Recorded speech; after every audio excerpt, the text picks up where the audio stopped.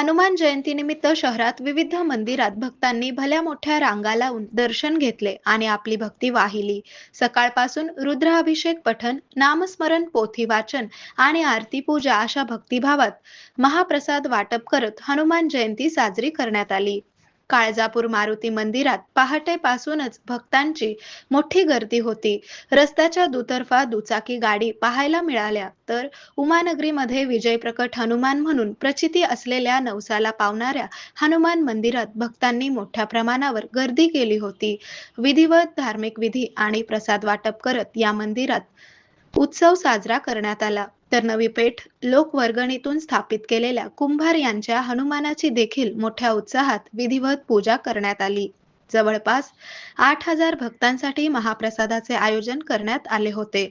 तर मड्डी वस्ती येथील 52 फुटी हनुमानाला अभिषेक रुद्रपठण करण्यात आले व इतर धार्मिक विधीसह भक्तांनी भक्तिभावाने दर्शन घेतले.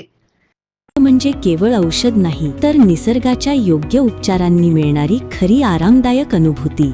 सोलापूरमध्ये निसर्गोपचाराचं विश्वासाचं नाव लिमये निसर्गोपचार केंद्र.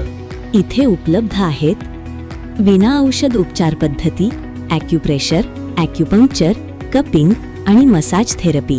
सर्व प्रकारच्या आजारांवर निसर्गाच्या माध्यमातून